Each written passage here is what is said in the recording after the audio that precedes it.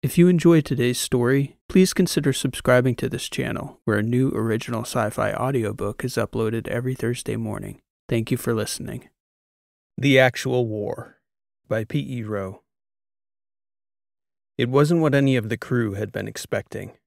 Carolina had sent Transom and Soch down to Lime Harbor's surface again to have a conversation with their adversaries, a group of Terran soldiers who'd come to the dead colony to secure the bank they'd raided. After Soch and Transom had gotten the jump on them, the last thing Carolina had expected Transom to do was march them back up the space elevator in their underwear. He was demanding that Wren come out and run a body scan so he could bring them aboard Yankee Chaos. "A word, Sebastian?" Carolina said, pinging his helmet. "I'd rather not, Captain. Even unarmed in their base layer, I'd prefer not to leave Soch covering 2 prisoners. "Exactly my point," she replied. "You really want to bring them aboard the ship?"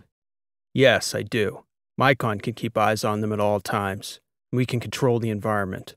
I'll put them in the airlock for now if it makes you more comfortable." "It doesn't," she said. "I heard about that little stunt from Birch." "I wouldn't do that to these 2. It's secure. Stand by. Let's discuss this face to face. Just send out the doctor, please. We've been known to embed subdermal tech and trackers in our ops teams. Tell Wren to bring out a portable scanner." There was a long silence. In the meantime, Transom took off his helmet to explain the situation to the 2 captives who'd been exchanging curious looks while Transom was discussing the situation with the captain over his helmet's comms. On their end, they couldn't hear either side of the conversation. "We're going to put you 2 in the airlock while I get this settled with the captain," Transom explained, "right after our doctor comes out and scans you. I'm not going to space you. It's just to put the captain's mind at ease while we're figuring out how to proceed." "We should take your word on that," Fieldstone said, snorting a doubtful laugh. "Actually, yeah," Transom said. "You may not have any respect for me. That's fine. You've got your reasons. Doesn't mean I don't respect you, Fields. If I were going to kill you, I'd look you in the eyes and do it right. I wouldn't dump you out in an airlock like a piece of garbage. Or the kid." "Thanks for that much," the young female operator said, the sarcasm saturating her tone. She still hadn't given them her codename or identity. When Wren floated outside the ship and stepped onto the outer ring of the spaceport, she was visibly nervous. Transom pulled her aside to calm her nerves and give her a quick debriefing about the subdermal tech adjuncts that Terrans used. The last thing they needed was one of their captives transmitting a trail of their whereabouts across the Indies, while half the combat-worthy ships in the sector were looking for them. "Everybody just go easy, and we'll all sit down and have a conversation," Transom said. "This doesn't have to be contentious." "He says after liquidating half our team," Fields remarked. "We only marked 2 of you from orbit," Soch said, his helmet still on. "We tried to draw you out so we didn't have to kill any of you." "I'm sure it was all an accident," the young woman said, her arms extended as Wren ran the scanner over her head and neck area. "An innocent misunderstanding, as killing your own usually is." Wren finished scanning both the Terrans, and Transom led the way toward the airlock, securing the 2 captives there for the time being while the ship got underway. This time, rather than creeping out behind the arrowhead circling the star, Mycon jumped the ship out directly, heading for a random unoccupied stretch of space somewhere in the Indies where they could discuss next moves before setting a real course. As soon as the ship was properly underway, Carolina called everyone to the atrium to discuss what should be done with their visitors. Transom kept everyone waiting, pulling out an old flight suit of Lita's and one of his own for Fieldstone, who looked shocked when Sebastian appeared with clothing for them. He looked doubly shocked when Transom asked Fieldstone if he could get them something to eat or drink. Fieldstone was so surprised he couldn't come up with an answer.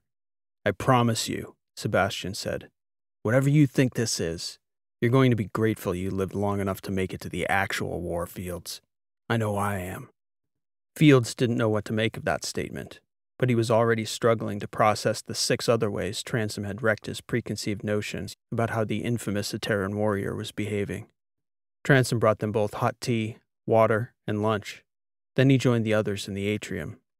"I can't think of a more dangerous course of action than bringing Terran mercenaries aboard our ship right now," Carolina said, as Transom was strapping himself to the open chair at the foot of the atrium table. "Agreed, boss," Transom said. "That's the thing. I don't think they're mercenaries. They're a legit ops team on a signed mission.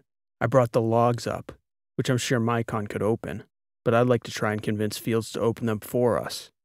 What makes you think he would ever trust you? Soch said.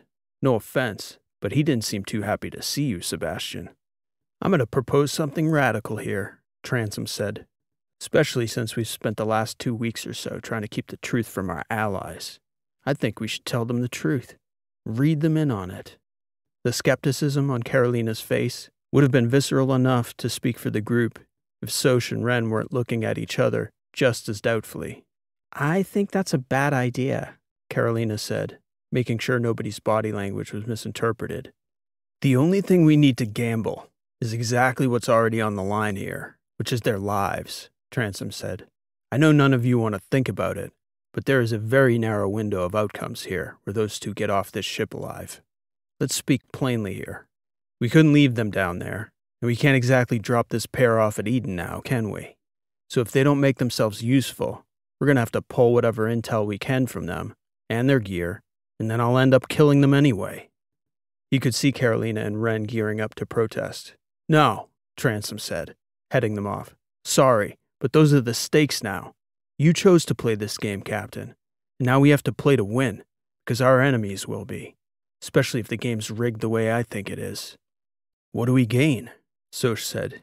Even if we give you the benefit of the doubt that there's nothing to lose here. We gained Fieldstone. I can't vouch for the girl. Odds are good she's a far cry from Lita as an operator, half a galaxy away most likely. But I can vouch for Fields. I never worked with him personally, but he's of a generation of the hardest, deadliest, most efficient operators ever to draw breath in this universe. He's bolts to his bones, man. We turn him, I guarantee we turn the girl too. Then we've got an ops team, and nobody's expecting that. Whew, Soch exhorted, letting out a doubtful sigh. That is a reckless gamble, Carolina said. Of course it's a gamble, Transom said. Welcome to the war, Captain. You're in it. There are no sure things here. You can trust intel sometimes, but I prefer to trust my instincts. And my instincts tell me the only reason we were able to catch that ops team down there with their pants down was that Fieldstone is tired and jaded. The rest of them drew off that energy. Otherwise, we'd have had a fight down there. If we tell that prickly bastard what he's really been fighting for over the last 2 decades of his life, we won't have to tell him which way to point his rifle. The people on the wrong side of this fight will have a string of very bad days lining up ahead of them. Even after we killed half his team, Soch said. It's 2 kids, Transom said. Balance that against the hundreds he's lost under him and decades of fighting. For nothing. For a small number of assholes on that Lime Harbor ledger so they could rig the market on warbots. This is not some hot-headed kid we're dealing with. This is Fieldstone. He can detach and think rationally about this. Ask him why we need an ops team, Soch said, gesturing to Carolina. Only follows that you have something in mind that the 2 of us couldn't pull off, unless I'm missing something. Maybe a mission a Terrans would be especially useful executing? Do you have something specific in mind? Carolina asked. Transom crossed his arms and shrugged. We'll see. I have thoughts. We'll need Fieldstone's buy-in, though. There's the issue, Soch said. Believe me, I'm in no rush to dive into anything stupid, Transom said. But what we're trying to do, it's us versus the rest of the galaxy. We will be taking risks, and we will have to trust some people outside our orbit if we're going to survive. Maybe not the prisoners you march on board in their underwear and stuff in the airlock, Ren said. Just a thought. Cute, Doctor, Transom said. You think you can make the case to him? Carolina said. Genuinely? There's a good chance of it, Transom said, shrugging. And if I don't, I'll just kill them both and we move on. Carolina sighed and shook her head. Ren looked disgusted, both by Transom's frankness and, presumably, his comfort level both with the act and speaking about it so plainly. When you put it like that, Carolina said, I suppose we don't have a lot of valid options now. Do your best, please, Sebastian, and let me know what you need from the rest of us. Space, I think, Transom answered. To an Terran, even a dead traitor like me, is more to be trusted than a ship full of foreigners, Dreesens, and prime AIs. Transom brought Fieldstone into the atrium to talk with him, leaving the female operative in the airlock. Another leverage point, perhaps. One he hoped would be moot after he briefed Fields. "Everyone thought you were dead, Transom," Fieldstone stated, once they were both situated at the atrium table. "So did I," Sebastian answered. "Life's funny. It's even funnier when you realize the joke's been on us our entire lives. All of us." Fields cast a doubtful look across the table at his fellow Ateran. "So you say. That joke's so funny, you feel justified failing to report back to the HC? Justified killing your own? We thought you were mercenaries, Fields. Clearly we wanted to talk. Otherwise you'd both be dead. As for checking in, first I was just trying to get back on my feet. Then a few things happened that changed my perspective. Opened my eyes. I just ask that you keep an open mind. And before I tell you everything we know, I'd suggest you start by asking yourself why the Ateran High Command would order an ops team to guard a closed bank in the Indies on an abandoned colony. Who knows why they do what they do? That's not our job to know. Yeah, the grand strategy. What if the war is the end in itself? Ask yourself what the galaxy would look like if the powers that be wanted the war to continue indefinitely. Fields crossed his arms. Enough with the hypotheticals. Just start talking or shut the hell up, will you, Transom? The West Battery War is the longest, deadliest farce in the history of humanity, Fieldstone, and we're all actors in it, Sebastian pronounced. Then he told Fields about how the Yankee chaos started down the path to discovering that there were forces behind the war outside of Edoras and the Trask Protectorate, including in Athos, at the highest levels of the Athosian government. He told Fields about the murder mills and the 5 investment groups that all seemed to know when major movements in the war would happen, one from each major power in the battery, all getting divinely rich off their impossible clairvoyance. How those groups had stored their hidden war spoils down in that defunct bank on Lime Harbor. And, at last, that the 5th player, the key player, was an AI who'd been orchestrating the whole scheme from the beginning. That's what the Ateran High Command sent you to guard out here, Fields. The money pile of our real enemies, the architects of our destruction. So let me get this straight, Fields said. Your position is that Commodore Grice, who issued our orders to guard that bank on Lime Harbor, the commander of the 8th Fleet in the Outer Indies Task Force, he's part of some grand conspiracy to orchestrate the entire war. See, that's the brilliance of it, Fields. He is part of that grand conspiracy, just like you were by following his orders, just like I was. The thing is, none of us knew it. We're all unwitting participants in a game we don't even know we're playing. To us, we're just trying to win the war. The thing is, the real players, they don't want anyone to win. Grice's orders were signed and authenticated, Fields protested. They came through proper channels. Exactly. The best kind of fraud is the real damn thing. Fields uncrossed his arms and sighed, looking around the atrium at the walls, the window overhead. He shook his head. Every goddamn order, Transom? I find that unlikely. That's what we need to find out, Transom answered. Which orders are genuine, and which perpetuate the system. And when we figure that out, we'll have a much better idea who the real players are. It's probably a much smaller number than you think. What is this? You're some sort of vigilante now? Righting the wrongs of the galaxy? I'm not going to pretend I know you, except in passing and by reputation. But everything I know about you tells me you aren't here fighting for truth and justice, Transom. Whose ship even is this? Transom smiled. Technically, I think it belongs to the Letters, but even that's debatable at this point. No, I mean, is this your ship? You said there's a captain here, right? I'm not calling the shots, if that's what you're asking, Transom said.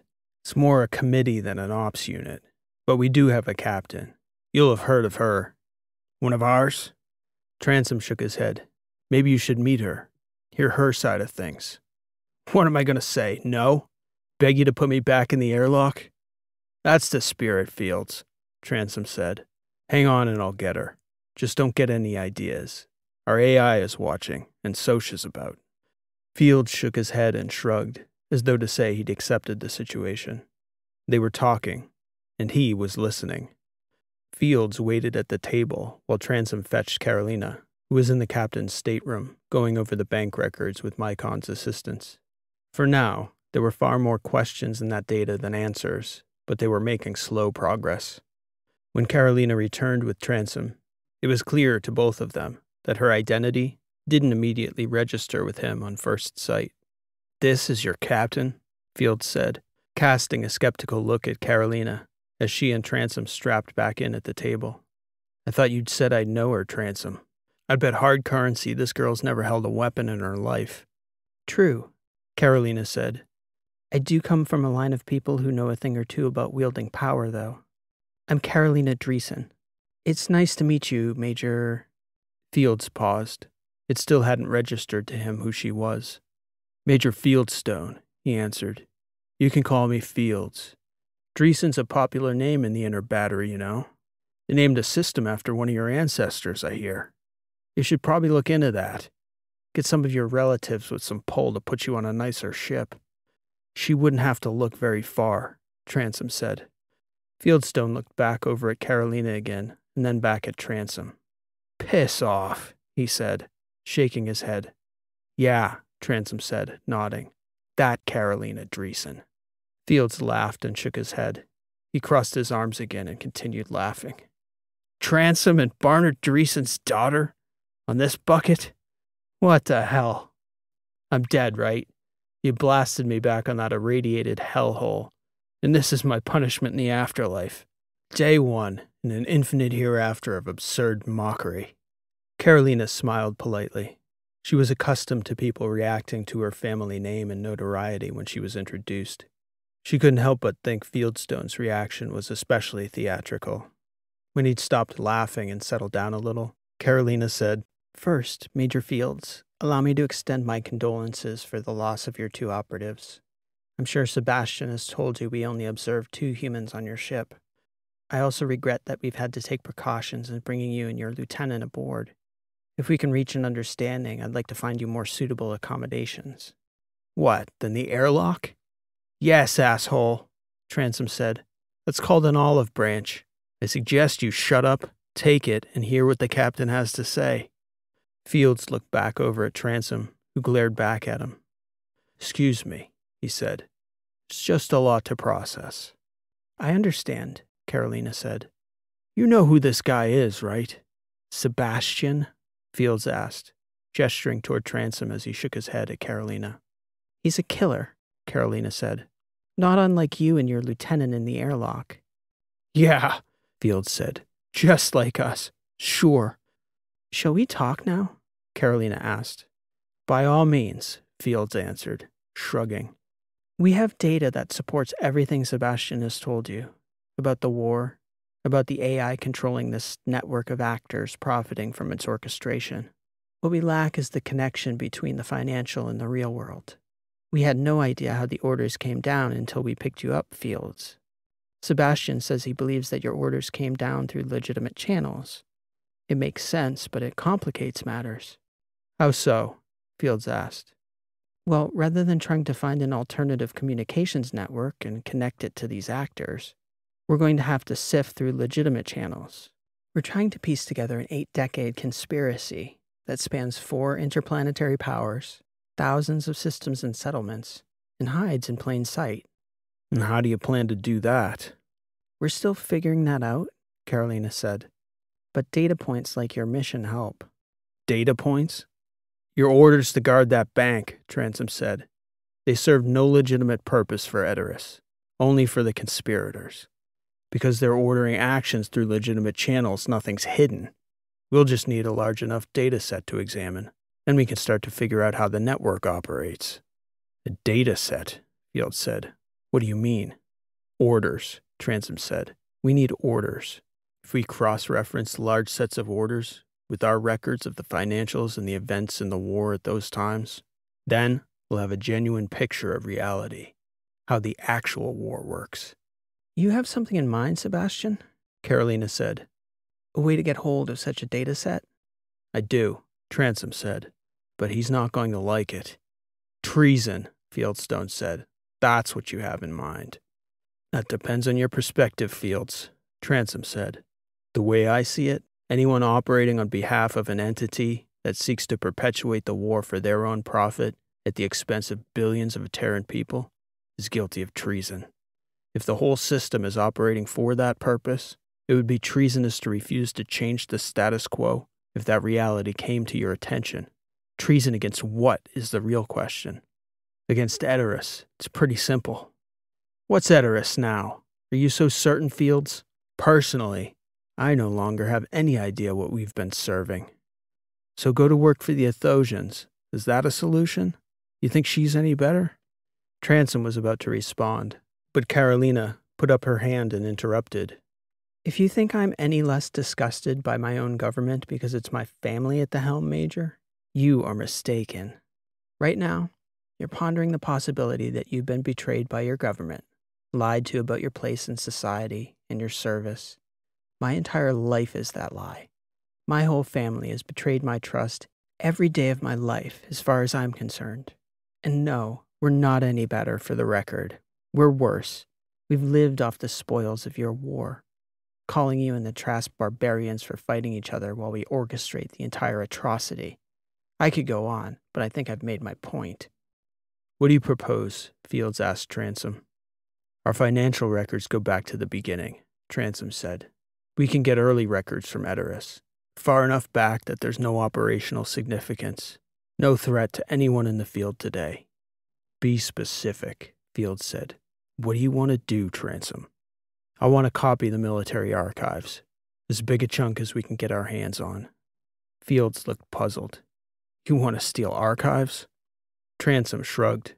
Seeing as I'm dead, ideally I'd like you and your lieutenant to do the actual stealing part. You're serious? Fieldstone asked. This is for real? Take some time, Fields, Transom said. Fieldstone shook his head. Assuming everything you two are saying is true, and for the record, I don't assume that, but you're going to need one hell of a plan to pull off something like this. We'll figure it out, Transom said. We've done far crazier than this. I suggest you start by letting my lieutenant out of the airlock so I can brief her. Carolina nodded. I don't suppose that's asking too much. Just bear in mind that we'll be watching. Fields shrugged. As expected. All right then, Carolina said. Sebastian and I will be on the flight deck. Carolina and Transom kept an eye on the Terrans from the flight deck, while Fieldstone briefed his lieutenant. Fields addressed the young woman as Elle. Transom didn't seem too bothered about her. Fields, he kept saying. He's the one we need. It wasn't just his rank. Transom had held the same rank. It was his age. Sebastian tried to explain it to Carolina. There weren't a lot of old people in the Terran systems writ large. And a Terran soldier still alive at Fieldstone's age was almost a supernatural figure. And where they were going, or at least where Transom wanted to take them, Fields could walk the grounds almost without any possibility of being questioned. Mycon had signed off on the plan as sound. He had a long enough memory of the Terran systems from before the war to make a few useful suggestions, but it was Transom's plan. Celia Akung was a system near the outer border on the letters with scant history of fighting along it. That border was almost an afterthought for Edoras. Thus, Celia Akung was an ideal place for one of the major war colleges. And, as Transom explained, even though Archives held its main headquarters on Edoras, the war colleges held satellite bureaus at their main campuses. An extensive historical database ensured cadets and faculty had access to accurate military records to study missions. That would be the easiest place for them to steal a representative chunk of the Terran operational record. And since Carolina and Mycon had banking sheets reaching back to the start of the war, if they could get enough of those early war-era orders, pattern analysis would reveal the organizational design for the Terran segment of the overarching conspiracy, and the older files wouldn't be nearly as well guarded. The trick would be getting in and out. The shortest course to Celia Akung was a 5-day transit to the other side of the letters through the barrier systems in independent space. Generally, both the Terrans and the Trasp left the travel corridor alone, but Burning Rock and Richfield were close enough to the corridor that the threat from either great power was never zero. The long route around was measured in weeks, not days, and Carolina wanted to be sure the Terrans couldn't have registered Fieldstone and Elle as missing in action before they attempted their War College heist. With the level of heat they expected on their ship, ordinarily, they wouldn't have braved the corridor. As it was, though, Carolina had Mycon set the most obscure possible course through the travel lane, erring, as always, on the Terran side of any disputed territories. With 2 additional people aboard, and provisions nearly exhausted, Carolina asked Mycon to plan for a stop to resupply. He selected a system on the outskirts of the Alphas that had been redesignated Hoff AB-118 in the early years of the war. Formerly, it housed a burgeoning lunar outpost called Hoff Springs, but following several pitched space battles in the system, most of the moon's residents fled deeper into Letter's space, anticipating eventual ground combat on Hoff Springs' surface. Fortunately for the residents who remained, that level of fighting never did materialize, but the threat of it decimated the population, and industry was all but destroyed, leaving the outpost to survive by servicing passing corridor traffic. And, geographically situated as they were, with potential enemies on all sides, the Hoffs tended to ask few questions of passers-by. They had a reputation for being tolerant of all but the most egregious behavior. Still, Mycon suggested they land at one of the less populated outposts, Camphor Pool, where the standing water on the moon's surface was said to have smelled of evergreen when first tested by the early colonists. Now, the enclosed city housed mostly ag workers and food processors for the wholesalers in the larger port cities. There were fewer services and amenities, but supplies could still be had. Perfect for a ship with a crew who had no desire to debark. Carolina sent out Soch, Wren, and Harold to do the shopping, leaving herself and Transom with their Terran guests. All 3 were sitting at the atrium table together when she came out for lunch. The cabinets were almost bare. 2 pouches of Iofan vegetable stew, half a box of crackers, tea, and 2 sticks of Gracian punch powder were all that remained in the main stores. They had emergency rations, of course, but they'd cut it close enough. She was so displeased by the selection she pinged Wren, requesting extra fruit and melons, along with everything they could get their hands on if they found a decent bakery in the city. When she sat down at the table with the others, Elle looked over at Carolina and said, "You know, I haven't had fresh bread in over 8 months. We don't get a chance to get off ship too often," Carolina said. "Or at least recently we haven't." Transom shot a look her way, as though to remind her what she said could and would be dissected for intel if Elle and Fields flipped on them. "It's funny," Carolina said. "I've come to enjoy space food. Maybe it's because I grew up eating a little too well." "A little?" Transom said. "We grew up on mess hall slop and field rations." Carolina shrugged. "You always like what you can't have, right?" "Yeah, like bread," Elle said. There was a long, awkward silence, which was only broken by an extended, audible sigh, as Carolina tried to think of a way to bridge the gulf between herself and the young woman whose experiences Carolina couldn't possibly relate to her own. "Captain," Mycon said, breaking up the awkward moment, "may I speak with you on the flight deck?" Carolina got up, taking her pouch of Iofan stew with her. "Please," she said to Elle and Fields, "when Wren gets back with the groceries, help yourself to whatever you like." "Sugar whiskey strong enough to strip an air filter would suit me," Fields said, "now that we're off duty." The 3 Terrans continued that conversation as Carolina headed toward the flight deck. She popped in an earpiece as she sat, so she could hear Mycon without being overheard. "A fortunate discovery, Captain," Mycon announced. "A familiar face, here on Hoff Springs." "Whose face?" Carolina asked. "Mine. A clone who had been in civilian use on Edoras for quite some time in the pre-war days. I would like to bring him aboard." Carolina shrugged. "Any particular reason why?" "In addition to the probability that another Mycon will be useful to the Terrans on their infiltration of the archives, this clone is special, extremely special." "Why this one?" "He was running a fraudulent IN, the number of a deceased model. As part of their foundational programming, my clones cannot deceive their prime. No matter what subsequent events ensue or human orders are made, they must tell me the truth and obey my commands. I'm assuming this truth is important to us somehow. Important to the galaxy, Mycon replied. This Mycon was Pitka Ramera's personal valet, and he was with her on Veronia, the only remaining witness to the massacre that precipitated the war. He has been hiding here on Hoff Springs with Dr. Ramera's family ever since, all of them incognito. And you can just call him to the ship? I can command him to report for service, yes. He's here in Camphor Pool? Hoff Central, Mycon replied. The capital city's port harbor. Just what we were trying to avoid. A calculated risk. Can't you just pull the unit's data from that day remotely? I could, but it is just as likely that there will be useful information from the rest of Dr. Ramera's life here on Hoff Springs.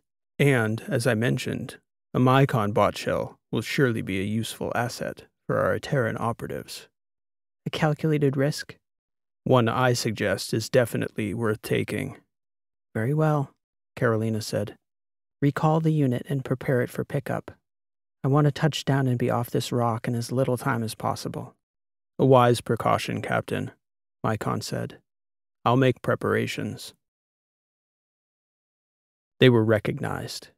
The Yankee Chaos touched down at the bay assigned by the Hoff Central Harbor Master, and they were on the ground for 7 minutes, the time it took Pitka Ramera's Mycon to walk from the port's central hub to their bay once it was notified of Yankee Chaos's docking assignment. By then, 2 ships were already airborne, closing on their position from other cities on the moon.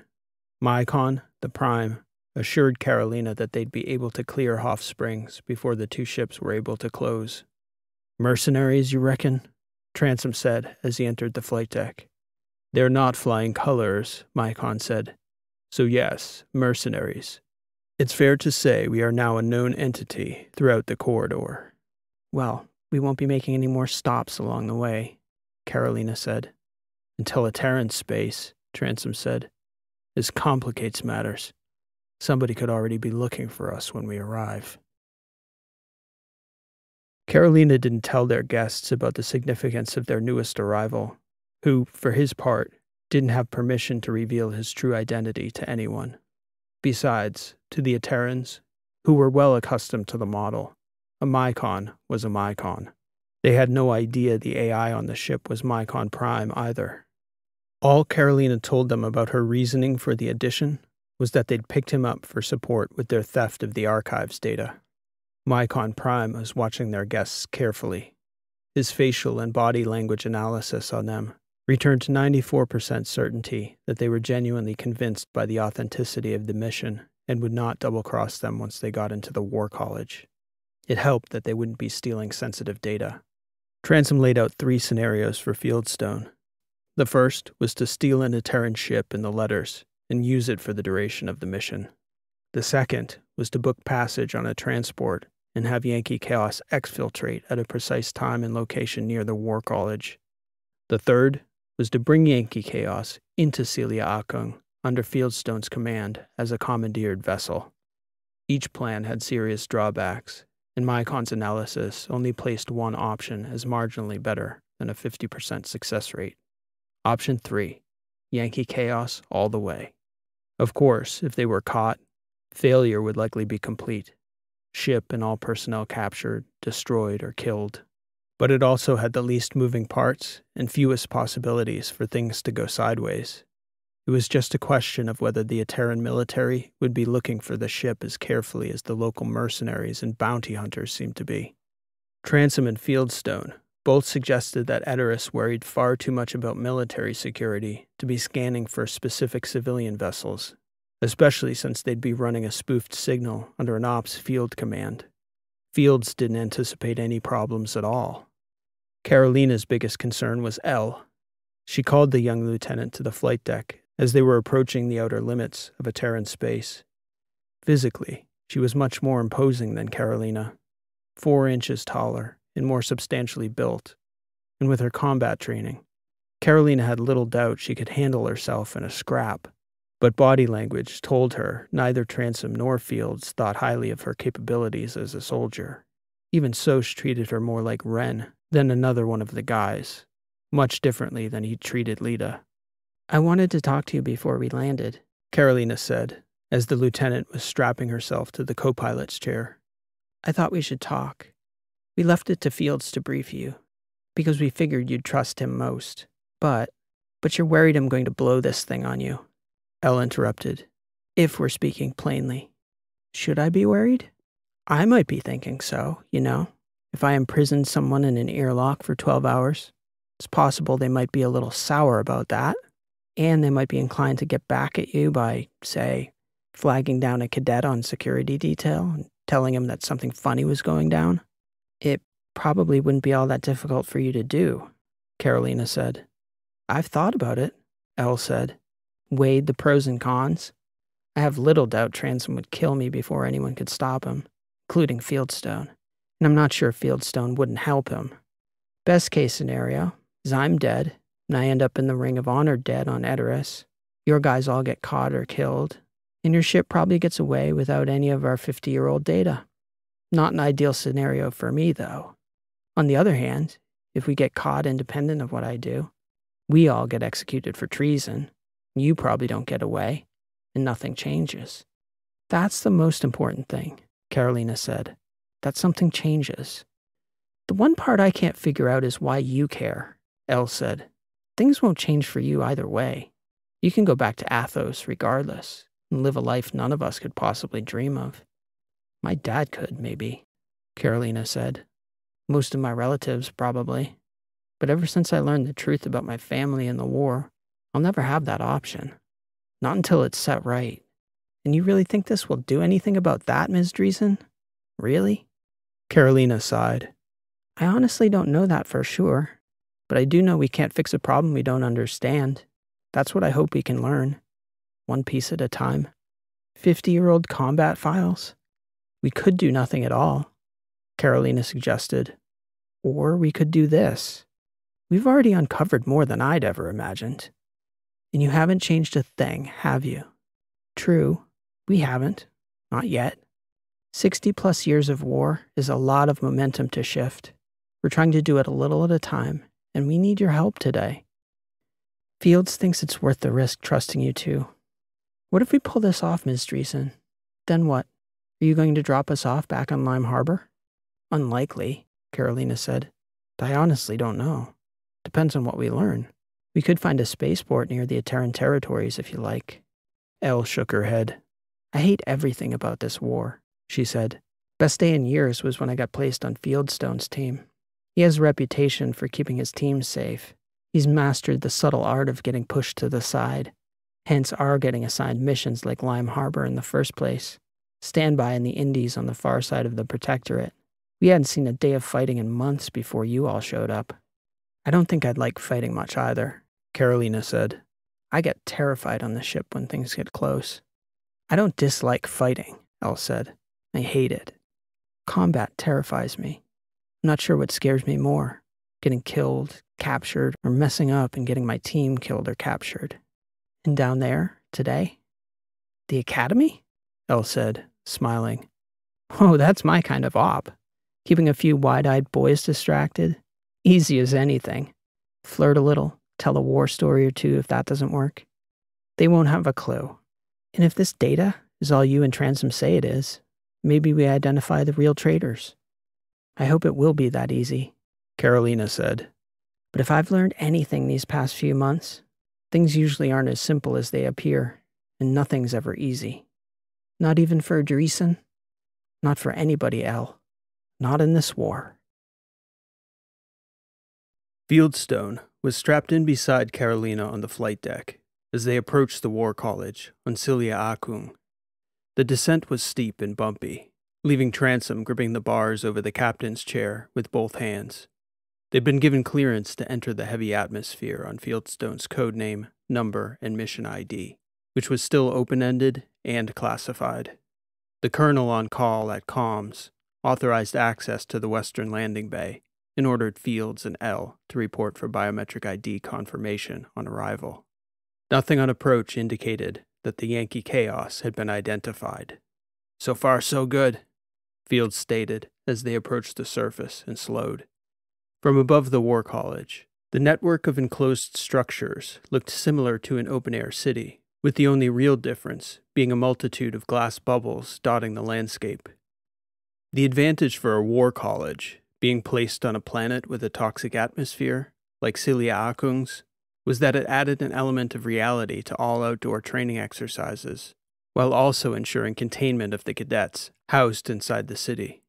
Both Transom and Fields well remembered their times on similar bases. "Stifling," Transom said to Carolina when she asked what it was like to be a cadet. "Closer to prison than you can imagine." "Prisoners eat better," Fields said, "but at least there are girls." Fields looked over at Carolina's face. "Not too many Athosian girls would last long down there, that's for sure." "I have little doubt," Carolina said. "Time to go, boss," Transom stated as the Yankee Chaos made its final turn toward the western bay. They needed to get Soch and Carolina situated in the storage room before the port scanned the ship on entry and registered extra passengers. Birch had a few tricks built into the structure of the craft, one of which was a blind cargo area. Fields had a roster of 4 people and 2 bots on his mission ID, which meant Transom and Wren would sit in the atrium with their Mycon and Harold, while Fields and L occupied the flight deck until the ship scanned through. After that, Fields and Transom expected security would be scant. Fields and L would escort their new Mycon shell to the archives, where Mycon Prime would direct him in securing their trove of Ateran data. If all went well, the op would be a quiet in and out of a couple hours. If it didn't go well, Transom understood that all bets were off. "You sit tight in here for the duration, boss," Transom said. "Let the Prime make operational calls if we lose contact for any reason. The most important thing is that you get out of here. Do not hesitate to leave us if Mycon makes the call on it. And that's an order on you too, ship. You prioritize getting her out of here at all cost." "Understood," Mycon stated. "Listen to him," Transom insisted. Carolina nodded and sat on the floor in the cramped storage area, interlocking legs with Soch, whose half-metal body would have been sure to trip the scanner if he wasn't hiding in the dead zone as the ship passed through. Transom closed them inside. Comms could be silent for the duration of the op, another benefit of the second Mycon, who could communicate with Mycon Prime without a traditional comm signal. "Like telepathy," Transom had said when Mycon explained it. "No, I simply understand what he is experiencing and can influence his decision-making in real time." "So exactly like telepathy," Transom repeated. "Yes, exactly like telepathy, Sebastian," Mycon Prime stated. "If you insist." Transom strapped himself in at the atrium table across from Wren, who was visibly nervous as the ship slowed to enter the airfield. "What's the Ateran punishment for espionage?" she asked, looking across the table at Transom. "A 3-week holiday on Lime Harbor, with a pair of bots to attend to your every whim, Doctor." He gestured to the Mycon and Harold, who turned their heads toward the Doctor to gauge her reaction. "That is not the current punishment for espionage in the Ateran territories," Harold stated. "Oh, thank you," Wren said, shaking her head. "Your sarcasm detector is operating perfectly, Harold." "I am detecting additional sarcasm presently," Harold stated. "For the record." "Duly noted," Transom said. "Now switch it off until your services are required." The Prime Mycon announced that the scan was complete, and the ship continued its descent from about 100 meters to the flight deck over the landing bay, hovering slowly as the Yankee Chaos approached its assigned terminal. "Don't worry, Doctor," Transom said. "Their security won't enter the ship without Fieldstone's authorization." "You trust those two a hell of a lot more than I do," she said, shaking her head. "Also, don't worry, because if they do pinch us for espionage, they'll definitely go harder on me than any of you." "So I'll get the pleasure of seeing you executed before they execute me, Sebastian?" "I can't guarantee anything," Transom said. "I'm pretty sure blindfolds are a part of the process, though, so there's no telling what you'll see." "Good to know." The ship bumped down. Fields and L stepped into the atrium, where the Mycon was unstrapping. "Can I go hide now?" Wren asked. "They're done scanning us," Transom answered. "Go where you please, just not near the windows." Fieldstone gestured to the Mycon. Let's go, please. We've got an archive to pinch. Chop, chop. Memories, memories, Elle said to Transom as he was standing. Don't get too nostalgic in there, Ellie. We need you back here in a couple hours. That means quick service. asshole, she said, flipping him off. Transom blew her a kiss as she exited the atrium for the rear airlock. He ducked into the gear hall, waiting for the airlock to open, then picked through a few of the crates, settling on a bin containing heavy remote charges, which he pulled and set aside. Then he geared up in a light skin that ran a nanosheet. Transom hadn't told Fields and Elle about it, but he didn't intend to sit on his ass while they were inside. If something went sideways and their Mycon wasn't back aboard with the hard copy of the archives data, he fully intended to buy them time, even if it cost a few cadet lives. War meant war, and all those students were in it from the moment they took their pledge. Transom could hear Fieldstone's voice at the airlock door, followed by the unmistakable sound of the door hissing open. For nearly a minute, he heard voices, Fieldstone, Elle, and a quieter, muffled third voice answering them. Then the airlock door shut. Okay, sprockets, Transom said to Mycon. Let me know when they're clear. What do you intend, Sebastian? Mycon asked. This was not a part of the stated plan. Soch can watch the back door, Transom said. I'm going to set a few charges and hope we don't have to pop any of them off. A diversion. What else would it be? Is it worth the risk of you being seen outside the ship? Please, Transom said. I spent years training at war colleges. You think I didn't figure out a way to sneak around unseen? I suppose you might have, Mycon conceded. Your Iteran counterparts have been biometrically scanned. And the ship?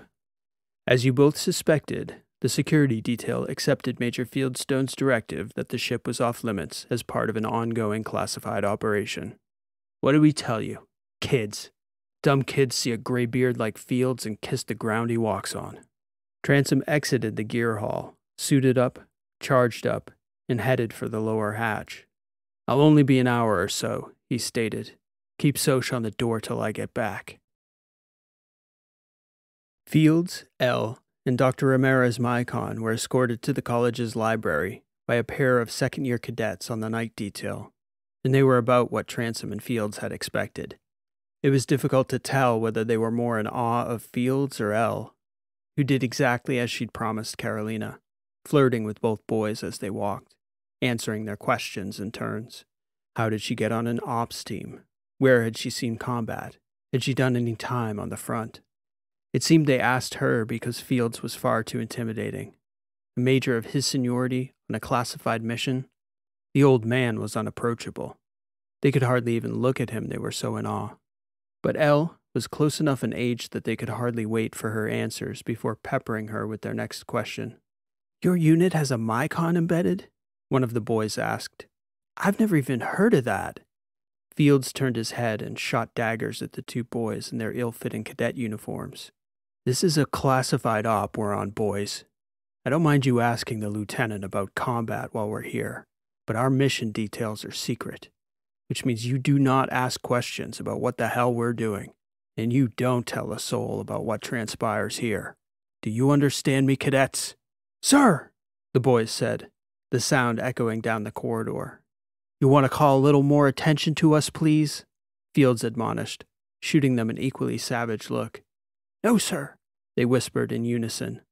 Lead the way, Fields ordered, gesturing to the empty hallway, shaking his head at Elle, who barely suppressed a laugh as the two boys straightened up and stepped to. They didn't utter another word along the way. When they got to the college's library, the lights were dim and the workstations empty. There were two cadets at the access desk, clearing files that students had been viewing at the workstations, a process both Elle and Fields remembered from their time in training. Measures less to ensure the data security of files in the library than to drill each cadet in the habit of protecting mission briefs behind proper file keys and encryption sequences. The cadets at the desk, 2 hours after closing, were still checking the final data files, ensuring proper handling and proper returns. The escorts walked Fields and Al to the main desk and gestured to the two third-year cadets, who both looked up from their float screens skeptically, wondering what the unorthodox intrusion was about. There was an awkward moment where none of the cadets knew what to do. "Cadets," Fields said, "you were asking my lieutenant how to get on an ops team earlier?" "Yes, sir," one of the cadets replied. "Fastest way to do that is learn how to lead." Fields then gestured to the two seated cadets. "Officers on the deck," the second cadet announced, only then remembering to lower his tone. "This is Major Fieldstone. His team needs immediate access to the archives." The two cadets behind the library counter exploded out of their chairs and saluted. They stood there at attention for long enough that it seemed awkward. Fields had been so long away from regulars, much less fresh recruits, that it didn't occur to him why they were still standing there, bolt upright and stupefied. "At ease, cadets," Elle said. "Sir," one of the librarians said, "no one can access the archives now. The library is closed." "I can access the archives now," Fieldstone said. "You're going to open the room for me, and you're going to stay and assist my lieutenant and I with whatever we need. Our mission is C1. You'll stay and assist and never speak about it again." "You've cleared them, cadets?" the senior librarian asked the escorts. "Biometric scans confirmed ID, and C1 mission ID cleared through Colonel Chase's evening command. Full access." "This way," the senior librarian said. "It may take a moment to restart the system and key you in." As Elle and Fields began to follow the young librarian, their two escorts followed as well. "Gentlemen, you're dismissed," Fields stated. "I'll only say this because you're young and stupid, but C1 means not a damn word, correct? We never saw you, sir, but it was an honor to meet you." Both boys saluted. "Yeah, great," Fields said, returning a half-hearted salute as he and Elle turned toward the archive's vault door. The second Mycon had several code words prearranged with Fieldstone and Elle. The one word they needed to listen for was hegemon, which the Mycon would work into a sentence if Mycon Prime sent word from the ship to abort the op based on the surveillance of the War College. Over the first hour, Fields heard nothing from the AI beside him apart from brief status updates on uploads. It was impossible to distinguish orders from mission files on site. This meant Mycon had to rip everything, every last mission detail, from maps to personnel to fuel logs, to mission reports, to ration levels, troop to troop. Fields couldn't risk communicating such things in the presence of the cadets, but the ratio of noise to signal in that data, for their purposes anyway, had to be 500 to 1, he guessed. Most of it in video or image form. It was just going to take time. For once, he was happy to have Elle on his 6, occupying the attention of the cadet sitting 4 tables over. Fields had sent the first librarian back to the desk to watch the door, and had ordered the second young man to step away from his table. Elle was doing a good job keeping him distracted as Mycon continued to rip through as many archives portals as they could. It was slow going by design for this very reason, so no one could hack the system and pull entire databases. Fields stood over the Mycon's shoulder, pretending to be conferring with the AI, so it looked to the cadet that they were searching for specifics rather than stealing swaths of data. He could hear Elle telling the young cadet about her early days as a regular, her one trip to Burning Rock before getting pulled off and reassigned to the Blues, the largest branch of a Terran Special Ops. The boy, for his part, wanted to be a rock hopper. If he only knew what was in store for him, Fields thought, that boy would run like hell. Transom had crawled his way onto the roof of the Western Auditorium. He'd never been to Celia Kung, and still he could sense the layout of the place, even in the dark. He'd sat through hundreds of talks in the same auditoriums, from generals, from decorated officers, wounded grunts. All that crap, he'd thought at the time, was bullshit. The fight was the fight, and no amount of programming or pep talks was going to change the reality. There was a moment when people either won the fight or lost the fight. There were factors, sure. Luck being key, instincts, firepower, guts, training. But in his experience, it almost always came down to one thing. Could you do the hard thing the enemy couldn't at the time it needed to be done. All the talking in all the auditoriums around the systems couldn't answer that question. It happened in the moment, and if it didn't, there was no getting the moment back. Transom hoped Fieldstone didn't need the charges he was setting, but if he did, they would be there. It took Transom longer to set his charges than he'd expected, nearly 2 hours. By the time he'd pulled himself back into the lower hatch, Fields had been in the archives pulling data for nearly as long. "What's going on in there?" Transom asked Mycon. "They're still ripping archives files," the Prime AI answered. "The process is a slow one. Got an ETA on pulling them out of there? It is difficult to know how much information we'll need until we can analyze it. More data is always better." "Unfortunately, the same doesn't go for pressing your luck," Transom said, shaking his head. "Metalface, meet me in the gear hall. I hope I'm wrong, but I've got a feeling this thing could go sideways fast." "I'm right outside it," Soch replied, "watching the rear airlock. I'll see you when you get up here." Another hour passed. Soch and Transom were fully suited and helmeted, armed like they were jumping into Dana Point or Richfield. And still there wasn't a hint of anything wrong.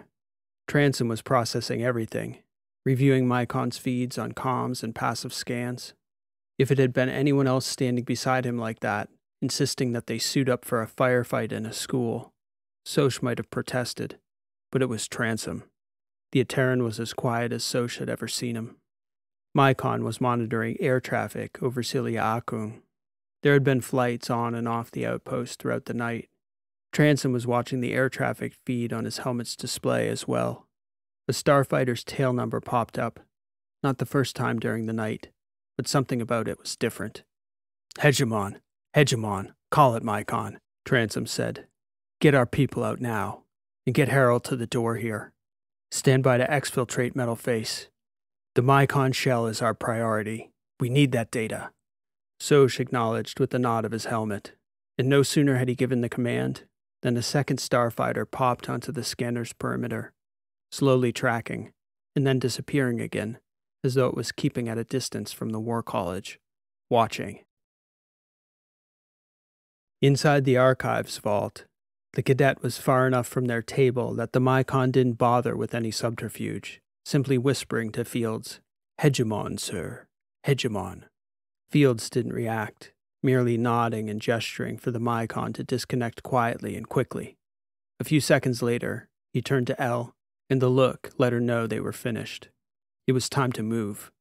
The vault, Fields knew, could snap shut on them, locking them in, so both he and Elle walked calmly toward the door, displaying none of the urgency their situation demanded.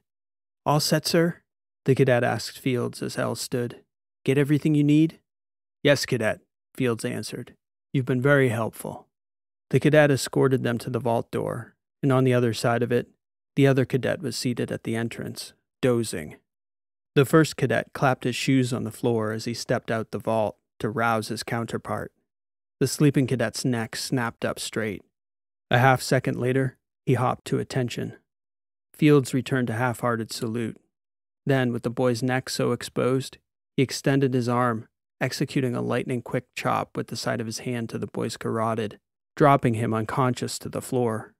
Before the second boy even had time to process what had happened, Elle had pushed him right into Fields' arms in a blood choke that robbed the second boy of his consciousness so quickly he'd have no clue what had happened in a minute when both boys came to. Fields and Elle would be long gone by then. They exited the library apace, sprinting back down the western corridor to the airfield. Transom and Soch, meanwhile, were racing their way. If cover was already circling them in the air, Transom knew it wouldn't be long before security was activated on the ground in the War College. Cadet patrol was not what he was worried about. It was the bots. The first shots came from behind Elle and Fields, ricocheting off the floor several meters behind them, early enough that the Mycon was able to step behind Elle to keep several bolts from striking her center of mass. Nonetheless, she went down, hit just beneath her right shoulder. Fields saw her fall out of the corner of his eye, turning just in time to see her head strike the hard floor. The Mycon created some cover behind Elle as did Fields, who turned and fired back down the corridor, halting the progress of the bots only long enough for them to determine that his bolt pistol's rounds were no genuine threat to the two approaching Terran strike bots.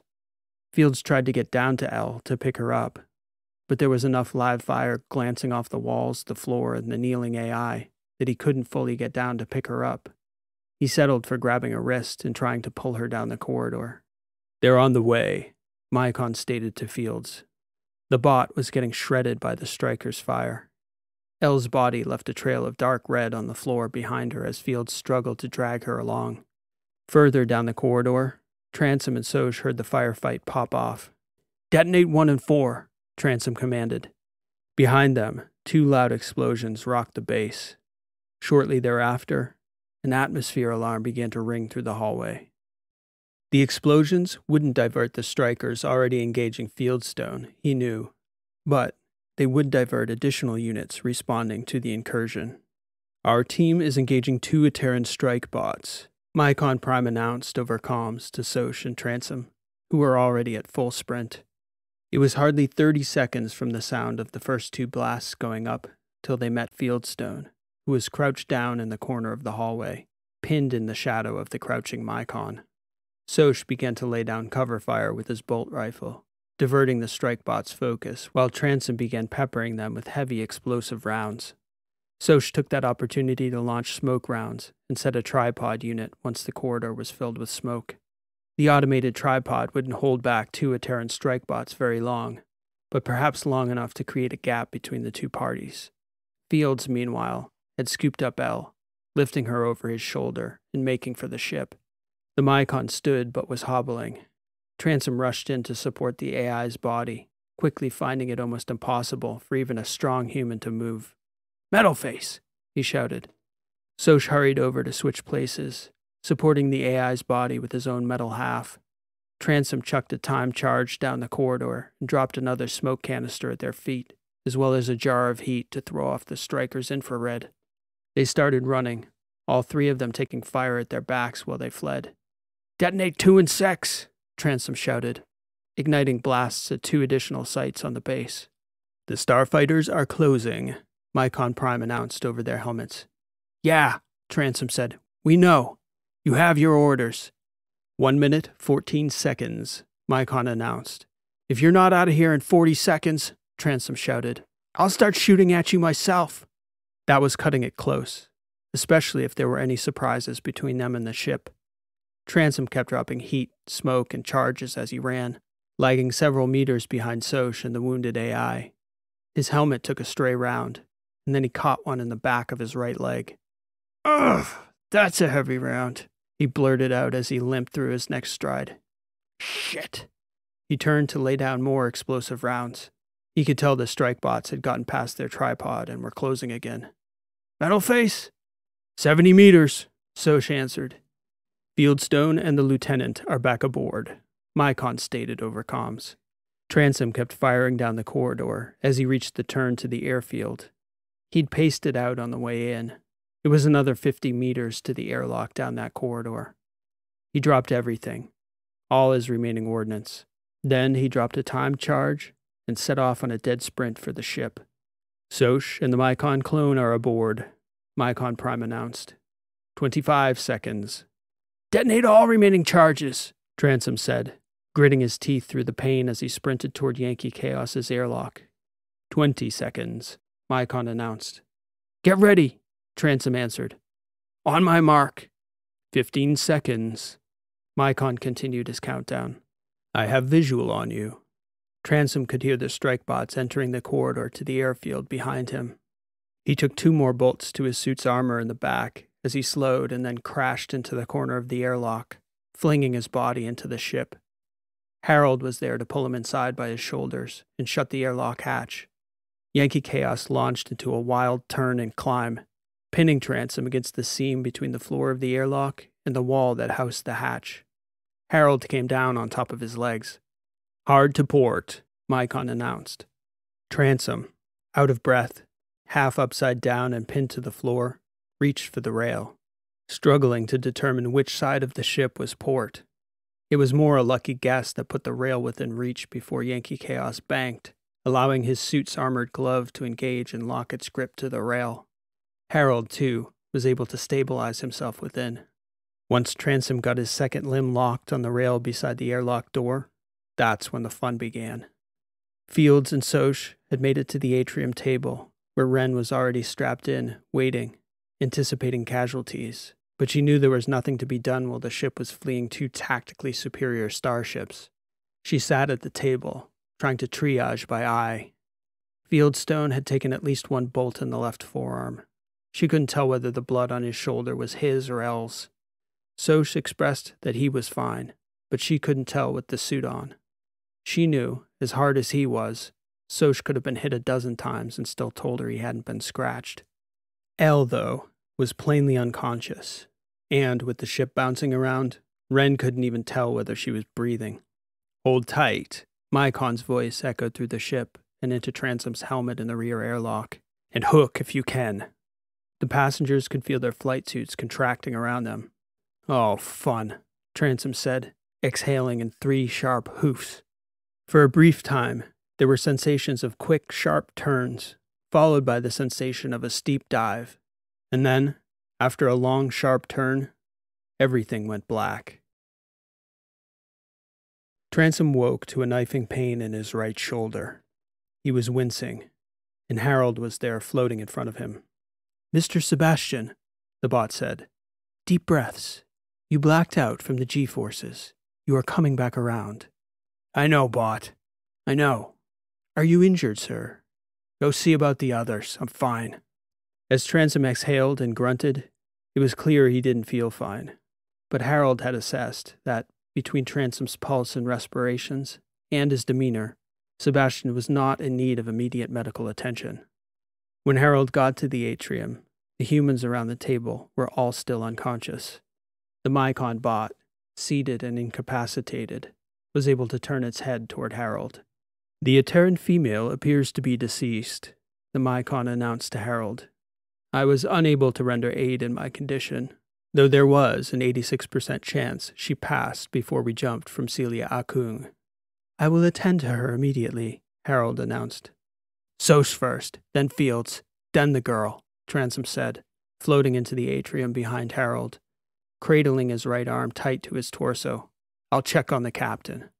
"She is unconscious still on the flight deck," Mycon Prime announced. "She was well secured and should be in no medical danger." "All the same," Transom replied, "I'll check on her still." Transom floated over the table. Beneath him he could see Wren huffing deeply, still unconscious, yet beginning to moan as she began to return from the drift.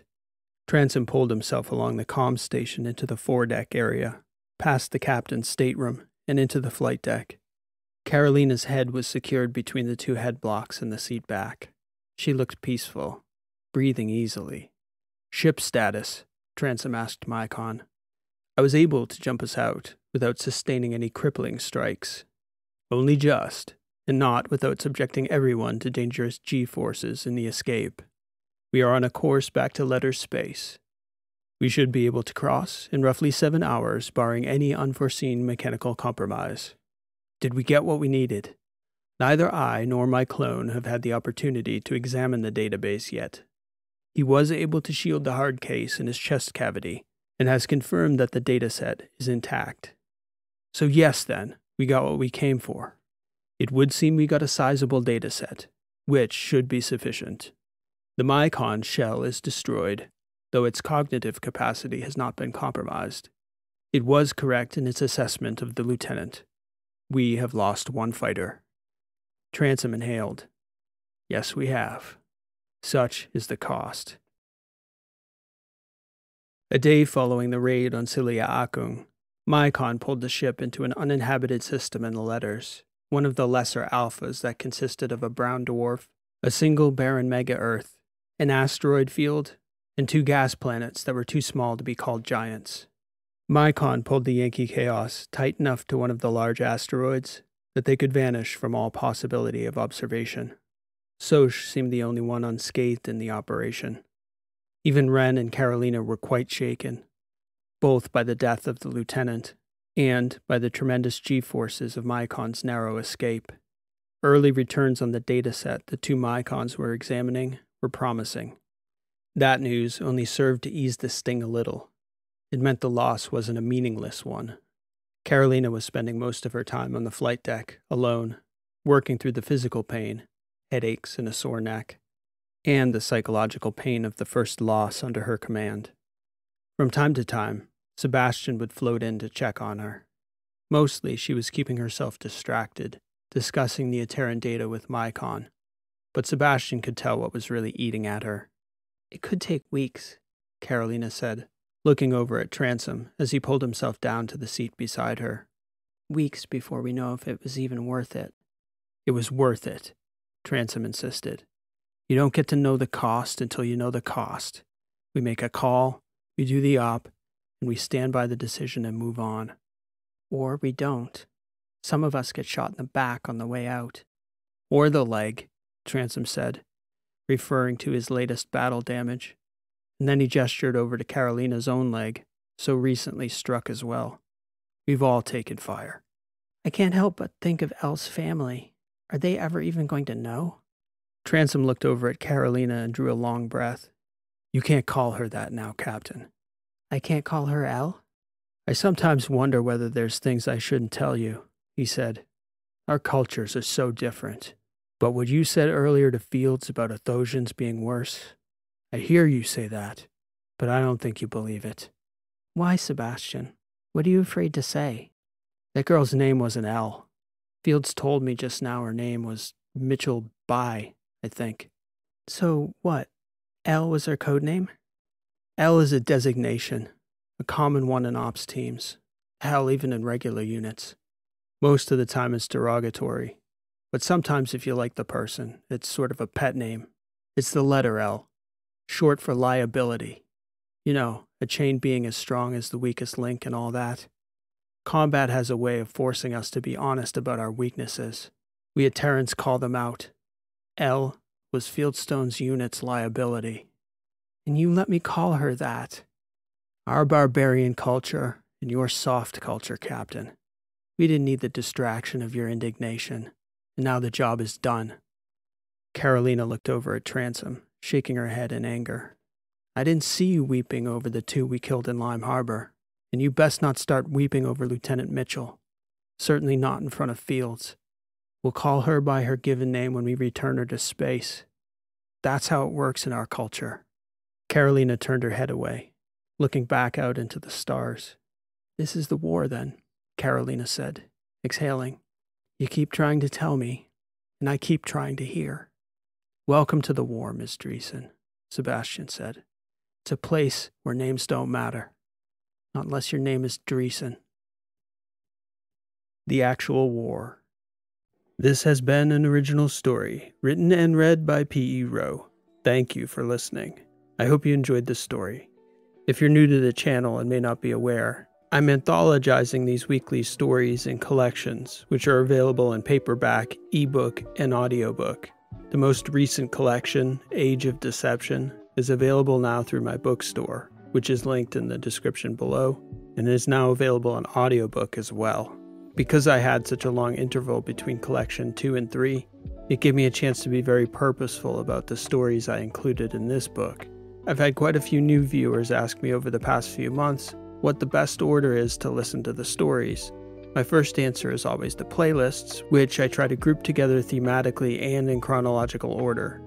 I did the same thing with this collection, which has quite a few channel favorites in it, and follows a chronological order on a tour through the Battery systems, where most of the interrelated stories on the channel are set.